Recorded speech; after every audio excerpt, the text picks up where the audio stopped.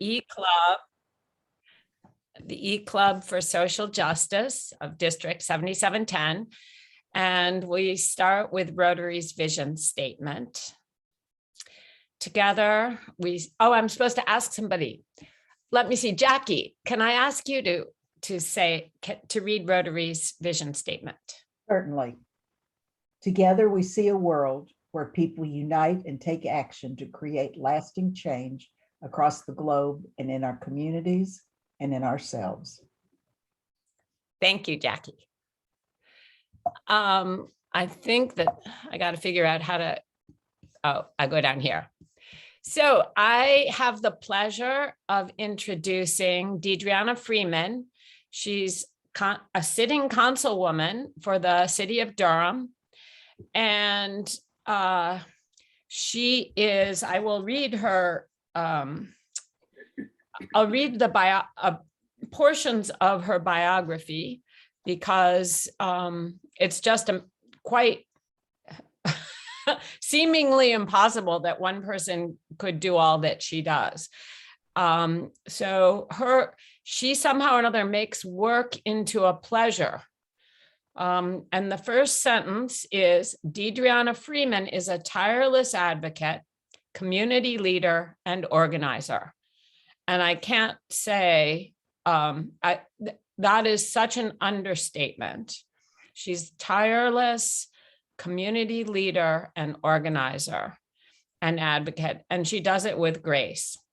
She was raised by a single mother with 5 of her 9 siblings, and she experienced the struggle of racial and income inequity and has dedicated her life to advocating for power for those who are most impacted by social, economic, and environmental injustices, because they all go together.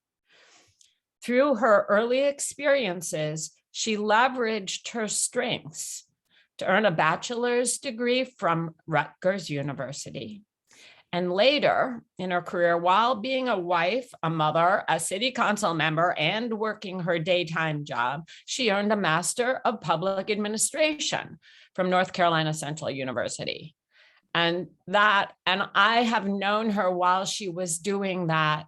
And so I can attest to the grace with which she continued to do her community advocacy and work and leadership.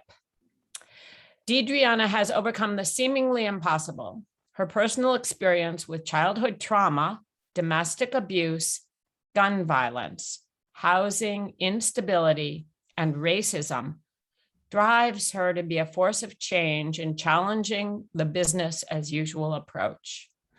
She's passionate in her fight for equity and justice, understanding that unfair and racist processes and policies must be disrupted for all to have access to a fulfilling life. She also holds firmly to the belief that we must improve and preserve our community for future generations. So she focuses on action. That's how she uses her passion to actually do things. And so she has been the leader in a lot of diverse areas. She's on the Durham City Council, and she organizes people, and she gets stakeholders to address issues on racial equity. And I'm going to kind of mention a couple of the things that she's been involved with. She served as a chair of Precinct 17. She is vice chair of the Durham County Democratic Party.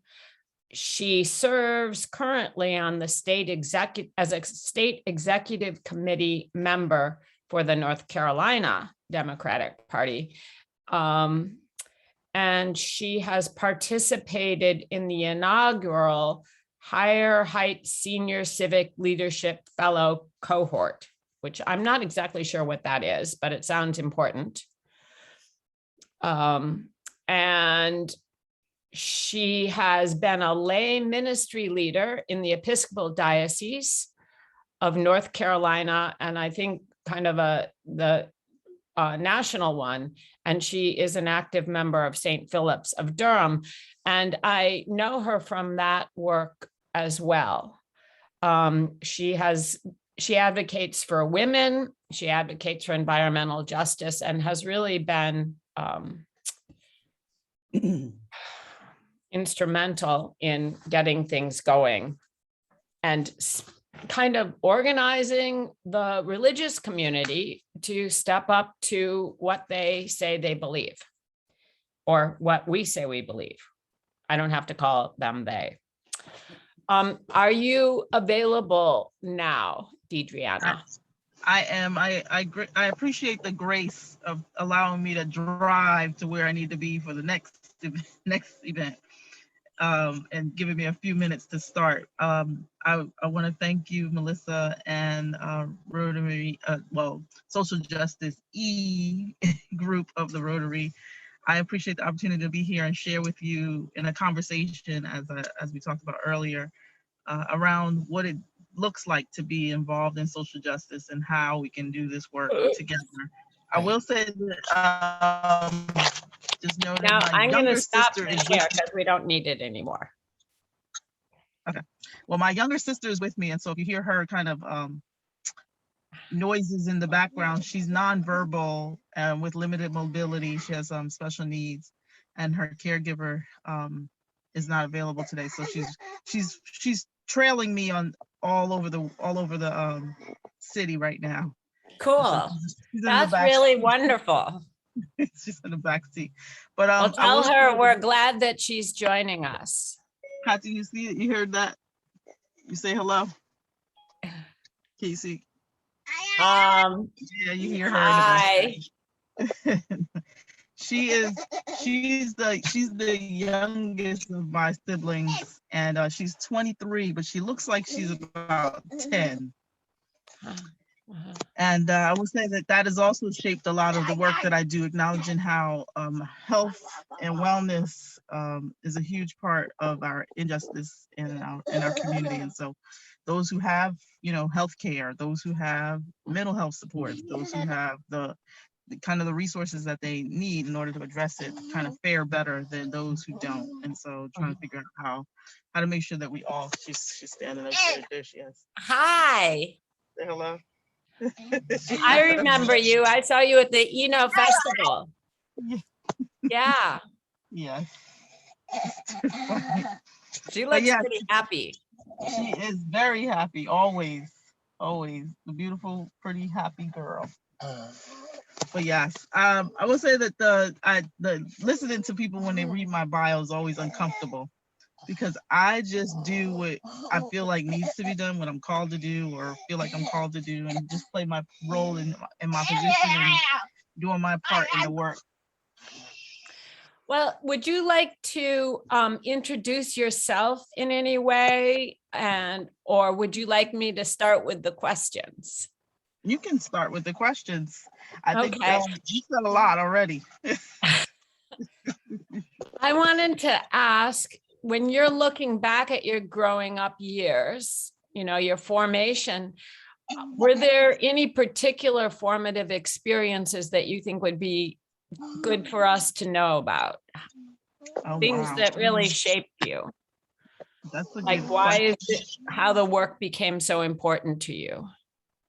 I would say that a lot of the work that I do now, when I think about it, like looking back, it's reflective of who my mom was when I was a little girl. So at like 9 and 10 years old, I was trailing her as she led the tenants association in our neighborhood. And I can remember there were like aerobics classes, and it was like voter registration and block parties, and we were always there with her. And so I always knew that I was not going to be the traditional like stay-at-home mom, because my mom wasn't a stay-at-home mom. So whether it was a job or it was work in the community, there was always work to be done outside of the home. And I was committed to doing that, raising my children the same way. And so I have 3 children, twins, boy-girl twins who are 12 now, and an older son who's 15. And I can say that they all know that I am not the traditional Yeah, and We they're have these very, conversations every now and then about how untraditional I am. So and you have a wonderful husband too. yes, I do. Yeah. He is phenomenal. That's why I married him. Um, so can I ask you, what are some of the practical things that you'd like to accomplish in your many social justice roles? If there are any that I- you'd really like to highlight. I know that people probably think it's really like I don't know, like it can't be done, but I really would like to end racism and the way that it operates. Yes. And so there's Yes. a system that's been set up that disproportionately disadvantages people who are not of color. And I'm okay with the advantages, but let's make sure the advantages are available for everyone. And so I am really clear that if there's anything that I can do around that, and it looks very much like, I don't know if you've seen the United Nations sustainability goals, but it's focused, it's not really like on a person. It's really about how we make sure that people across this world are safe and secure, that they have homes, that they can eat. Like it's not as, you know, detailed or specific to a specific type of person. It's like, let's make sure that everyone's basic needs are met. And I think that's how you end racism. That's wonderful. That's kind of the basis of civilization, isn't it? If we want to call ourselves a civilized species, you know, just providing food and shelter so that you can start having a community. Yeah. Well, thank you. Exactly. I love that kind of focus. That's a really wonderful focus. As a city councilwoman, can you share what is your aspirational vision of social justice? I mean, in a way, you've just spoken it. What does it look like in a community? In a very practical way, we have opportunities that come forward. And I feel like right now we have a huge opportunity. It came across as COVID, but in a very faith-centered way. It's like there's no, you know, after the storm, there's always sunshine. So what is the sunshine that we're looking to get to? And if we actually harness our strength, our collective strength and power towards, you know, trying to reach those type of goals that end racism, I think we'll be in a better position. And so I'm very focused on children and their families on one end of the spectrum. And then there's also like seniors and their fixed income on the other end of the spectrum. And so I think that being specific about how we implement supports, whether it's after school programs or out of school programs or just, you know, senior living supports. Those are the things that I think at a municipal level we can have impact that allows for people to have like a lot more dignity and respect. And in the long run, I think it'll have an impact on how we reduce the violence that we see in our community, whether it's around racism or it's around gun violence or it's around, you know, domestic violence and all the other different ways that the violence kind of comes through. That violence stems from the fact that people's needs are not being met.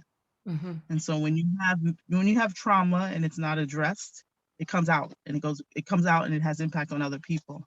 And when you have mental health you know, concerns that aren't addressed, you know, it's easy to say like this is a bad person, but if this bad person never had their mental health addressed or their traumas addressed, what else could we expect? And then here's the other thing, they're still going to be here in our society. So do we just leave it at labeling them a bad person, or do we try to address the needs and try to help them be better? Well, actually, and they could be contributors to the society. In fact, everyone has something to contribute. Yes, and I would say they are contributing. They're contributing toxic negativity, and we want them to contribute positive, you know, growth and development. And so it's all like the there's a parable of a sower that I reference a lot, that was written, and I can't call the author's name right now, but the power of the sower is like, we have these kind of raised beds in our lives, and we can plant the seeds and water very healthy, you know, flowers, or I'm thinking vegetables, what have you. And it is all in how we garden. So what we're doing, how we're pruning, how we're watering, how we're reseeding, how we're letting the pollen, like how we're cross-pollinating with other raised beds. Like it's really basic. And I think a lot of folks get caught up in a very academic sense of how, oh, well, let's use X, Y, and Z and try this pilot. But it's like, we know the basics. Like if we cover the basics, if people are safe, healthy, and secure, we'll have a lot better outcomes. Right. Yeah. Should we ask if anyone else wants to ask a question, just to jump in or ask for a second? Does anyone else want to ask DeDreana anything? That it's not that that there aren't any more questions, but yes, Mary. So as a sitting councilwoman, what has been your greatest, what do you feel is the greatest accomplishment that has happened during your time on the council that makes a difference in your community? I would say that honestly, that I didn't choke anyone out, but you are recording, so I will say that I actually have been able to see, and when I say see, it's a very social, economic, and environmental justice focus. I see Durham in a very different way, and I try to push in. And so within the city, we actually were able to implement an Office of Equity and an Office on Youth. The Office on Youth is focused on how we engage youth in developing their leadership skills, and then also in making sure that we're including youth in our planning. We've got all these adults making plans for these youth and children, Right. and they're not often a part of it. And so we've really turned that around. I think it was more like a youth work program that the mayor had previously, and it's been shifted to be more not intermingling, but kind of cross-pollinating across the whole organization of the city, internally and externally. I know a lot of folks in the community are trying to partner with our youth groups to try and develop surveys or go out and do door knocking or even organizing. There was a budget healing event, and the youth actually held their own separate and apart from the adults. So that's one thing. And then on the other side, with the Office on Equity, the equity and inclusion is not just about race. So when I first got on council and I learned about, we have all these wonderful new signs for the buses that we put out at all the bus stops, but they didn't have a conversation with the people with disabilities group, and they didn't realize that these little circle metal pieces that went on the old signs was for the people who were blind or who were visually impaired. And so they could actually use it to kind of figure out where they were going. And so these are the folks who were dependent on public transportation or buses, and you're removing their resource and trying to create it, and trying to brand and create these new signs. And it was just like that small miss that highlighted how when we don't use equitable engagement to interact with the right people and ask the right questions to the right groups, we only get the ideas from the people at the table. And that can often be harmful. And so I really pushed hard to expand the conversation beyond just race, to kind of including, and it's not about ADA standards. It's about having an ADA way of life. So the standards are the minimum. That's the least that you have to do by federal law. We need to focus on the maximum, like how we can actually push in and make sure that people who are visually impaired or hearing impaired are included in our process, the same way we're talking about with the youth. And so just, the reliance on just having a staff member who is hearing impaired can't be how we do everything over, I think we have like 19 different departments and 1,000 different plans moving at one time. Like there's all these projects.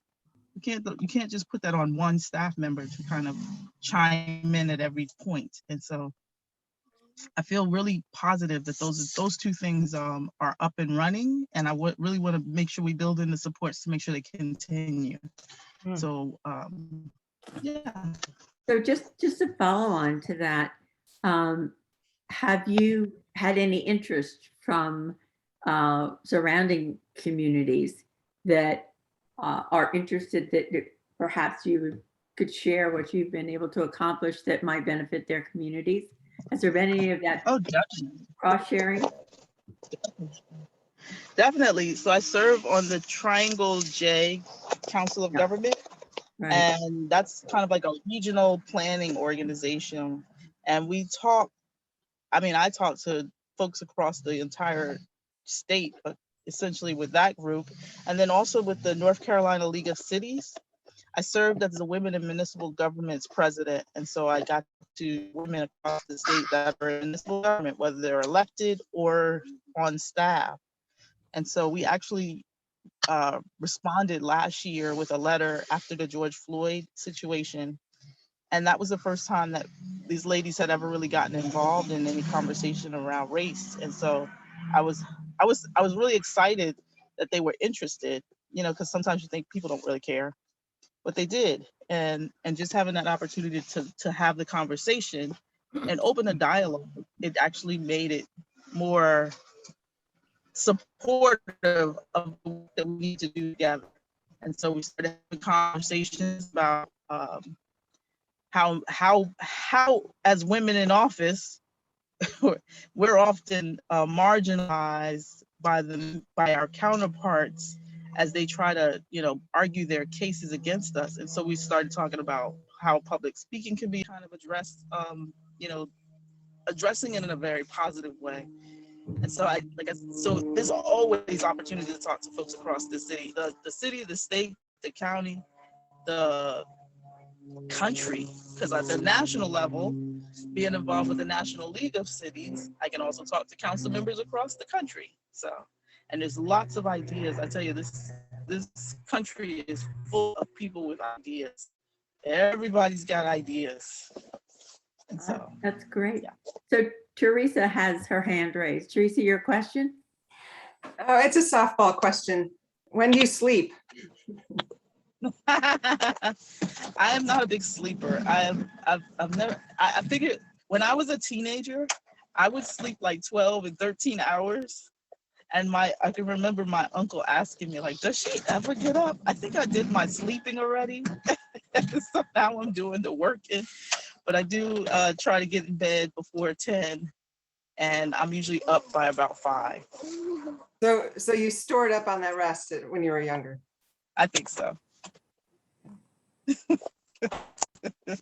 Well, let me, if there aren't, I have some more questions, and then there'll be time for more questions after from you all, unless you have anything pressing right now. I think that the questions that Mary asked and what DeDreana said have kind of set us up in a nice way. I'm wondering, with your vision and all the work you're doing, what do you see would be different in the way citizens go about their daily life? Do you see anything, the way people, what their attitude is, what is important to them? Is there a shift that needs to happen in all of the individuals? Yes. I would say there's 2 specific things that I can think of.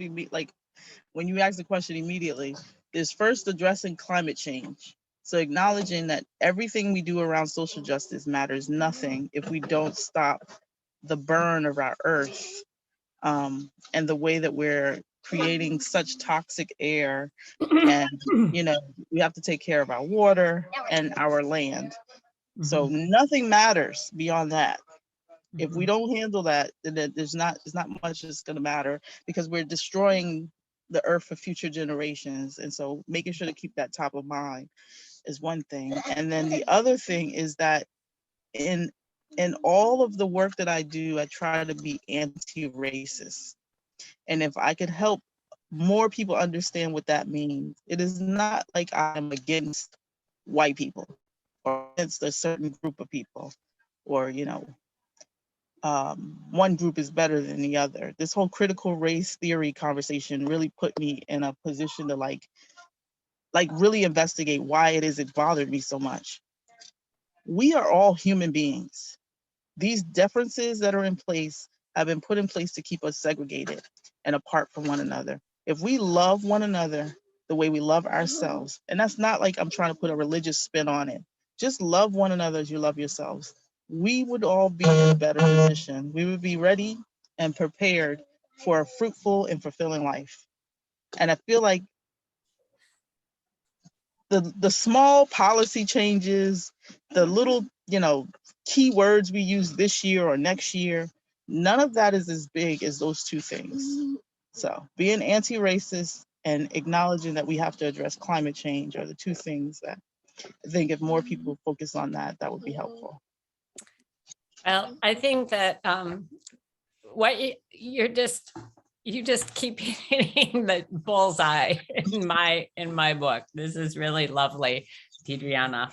You make it, you make what this idea that it's complicated and you need to have a law degree, it really comes down to ourselves loving one another and even loving ourselves to take care of the world that feeds us and sustains us. So it's kind of shifting from I need to do more, I need to get more, I need to consume more, to let me enjoy what I have and treasure it and treat it with respect and treat everyone that I encounter with respect. Yes, yes. And I mean, and it's not just everyone, it's everything. Yeah. Let's treat the trees with respect. Let's treat the leaves that are dead on the ground with respect. You know, like it's not just limited. Let's not create toxic chemicals that are not going to be able to be, you know, disintegrating, or that if we put in our waterways is going to be toxic to someone else. Like we have to really put our mindsets around what is healthy for all of us. Yeah. So what I really like about what you're saying is that it is all positive for everybody. So it's positive for the people who have everything in the world because maybe they're not even satisfied. And it turns them towards appreciating everything they have without really asking them, just asking them to appreciate it. Yeah, that's it. That's really I really think that I have a greater appreciation for life itself because of my youngest sister. I was saying this to someone earlier today, and it's just so different. Like when people ask me how am I doing, I don't have to struggle to walk. I don't have to struggle to breathe. I don't have to struggle to open my hands. Like my sister can barely do that. Like seeing her on a consistent basis gives me the grateful heart and appreciation for my ability to think, to talk, to speak, like all of it. And so to blink, like everything, I'm just grateful for the ability that I do have, and everything else is just on top of it. So yeah, serving this city has been a phenomenal opportunity to really look at everyone and every organization and every entity and like across the city, and to appreciate what everybody brings to the table.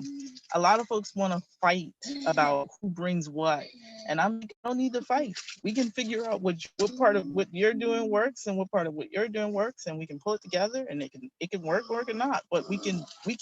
I feel more confident about uniting and pulling together what we have for a greater good than, you know, being divisive or negative. And so I try, and I have to tell you, it's a fight every day to make sure that I'm being positive and focused and supportive. But yeah, every day is just try to stay positive and stay focused on being appreciative. Let me ask you another question or two. Do you have ideas or strategies that you use to help shift the dynamic? I try to be a truth teller in it. And so it's not always appreciated or people aren't appreciative, but I try to be as honest and upfront about what it is I'm trying to do. And the feedback I always get is sometimes you need to hold your cards back. And I'm looking like, for what?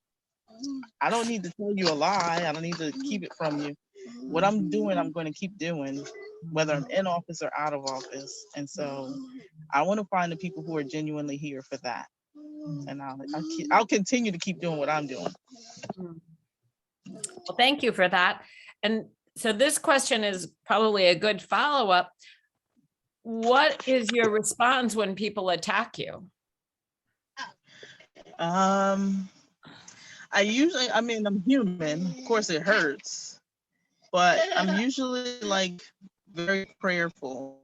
Whomever it is usually like, there's something in that person that's making them attack me, because I like to shine light.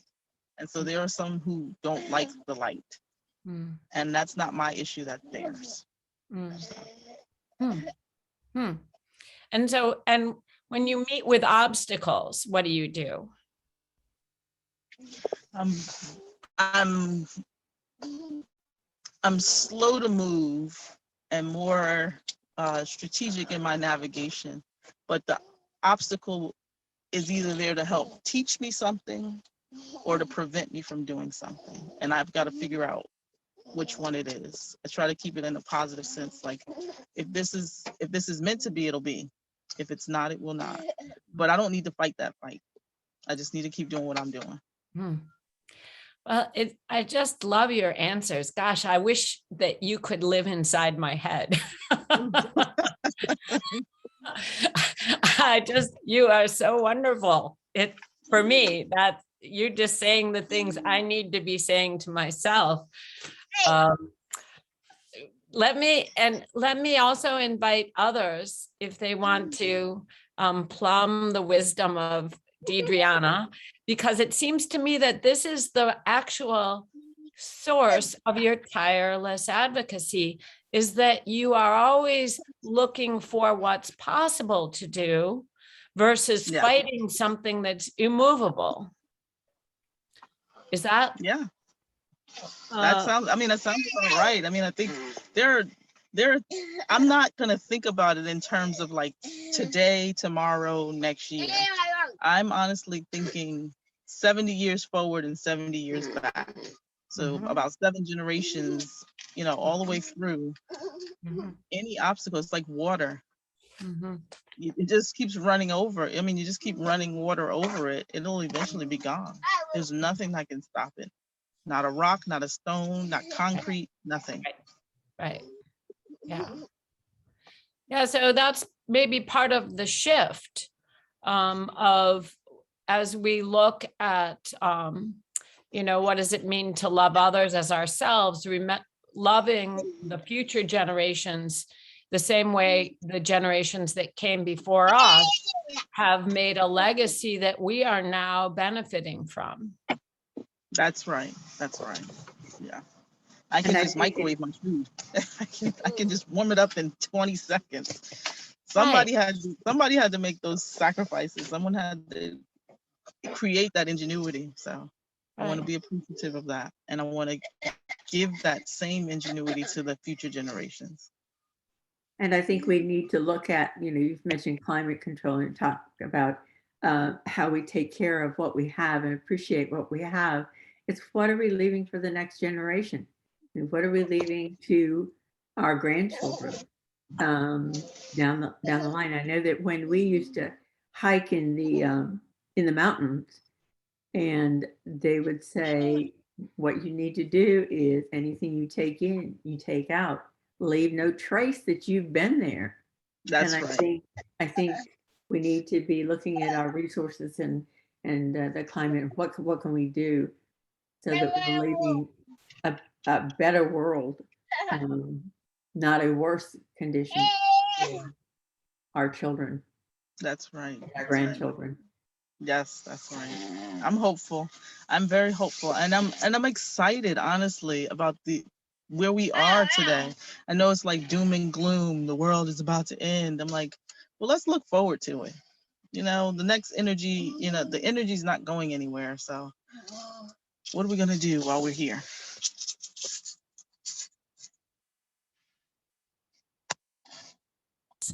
Are there other questions from or anything you want to add, DeDreana? I will say that I really appreciate you, Melissa, and making sure that I came and talked with this group, because it made me pause today and have a conversation with myself as well as you all about why I'm doing what I'm doing. And I'm really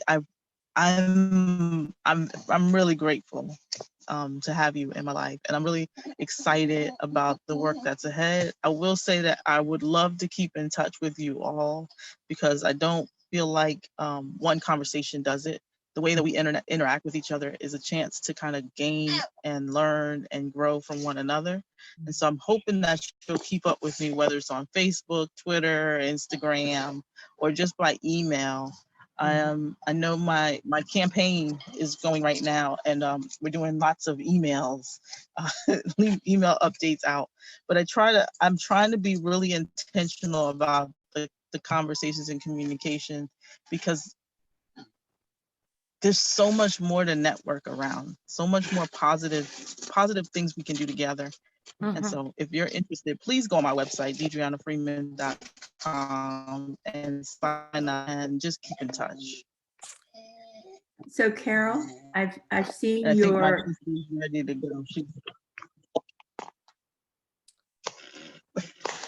Carol, I've seen your mic go on and off. Did you have a question? Well, I guess I'm not quite sure how to ask it, but I guess DeDreana, I would ask, what do you find most frustrating about what's not working right in Durham right now, and where do we need to really push harder at the moment? Oh boy, I think in my mind, the things that are most frustrating have been moving. So it's not, I don't think we have to do anything. So as long as we're continuing to be our true selves in this world, that's all that really has to happen. And our true selves peels back all of the materialism, all of the kind of things, to what our hearts know needs to be done, what our hearts knows we need to focus on. And so I'm gonna keep saying, there's not a lot of obstacles right now. It's not a lot. I just pour water on them. Just keep pouring water. There's so much homelessness. I feel like that is a pressing problem, because But I feel like the homelessness that we're seeing is not specific to. So for people who are experiencing a financial hardship, there are resources that are being made available. If there needs to be more resources available, I would love to hear that from that group of people.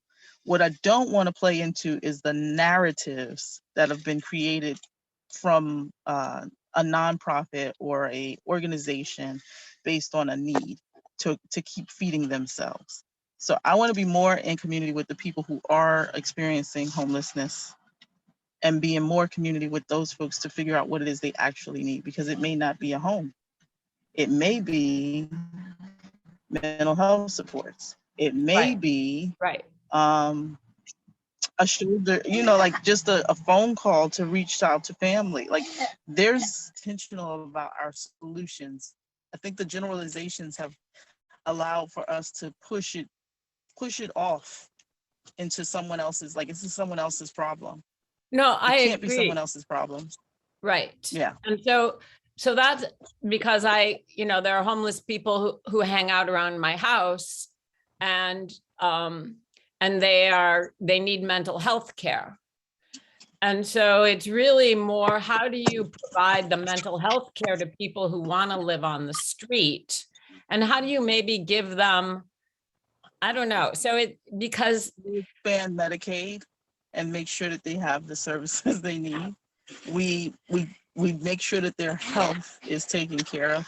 Over the last 15 years, I think even longer, the shutdown of major state hospitals, mental health hospitals, without the actual infrastructure to handle the people who are coming out of them.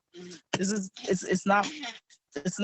a created problem. It's a made up problem. The people wouldn't be on the street if we had those centers in place, but we don't. And so we can get to that, but I would much rather, and this is just me personally, in the social justice sense, if we focus on how to make sure that everybody has what their needs are, Mhm. then we're not gonna put policy ahead of humanness. We're not gonna put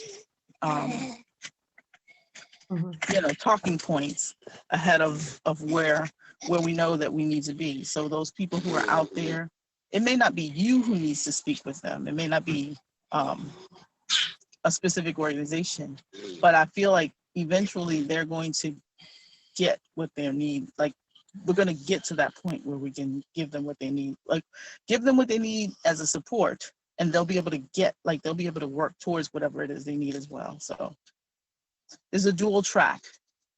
Everyone born has their innate ability to kind of take care of themselves. Even my younger sister with her disability, she will make sure she eats. She make sure she goes, she's going to take care of herself. How do we make sure that we support what she needs?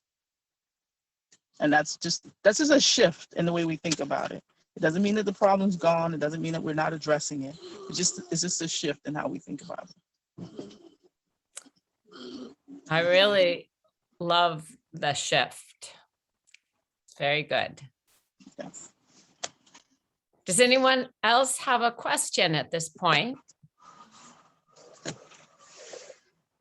DeDreana, will you have any closing words for us? No, I think mainly just thank you. Thank you for taking this time. You can be doing anything else. You could have invited anyone else, and you invited me. So I'm just thanking you and thanking you all for being on the call, and just hearing me ramble on about what it is I think. I love it. Well, I look forward to keeping in touch with you. And I am so glad that you were willing to accept the invitation. I enjoy every interaction I have with you, and I learn so much from everyone. And so I'm really indebted to you. Thank you, DeDreana. And I am going to share my screen again. And I'm going to cut out my... I have one thing to give you. I have to give you something. Okay. So let me share my screen. And here we want to present to you this certificate of appreciation for being here today with the Rotary Club for Social Justice. And I will mail this to you, send this to you. And thank you so much. Thank you. Thank you very much. Okay, that is so beautiful. I look forward to seeing you soon. Thank you. You all have a great Thank day. you. Yeah, thank you for joining us. Bye-bye. Now I'm going to share. I'll share my screen again for the other announcements.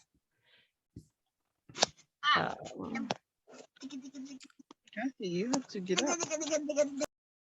These are the announcements that we have, and if anyone else has an announcement, please feel free to share it. Whoops, I didn't mean to do that. I don't know how that happened. Sorry. Share screen again.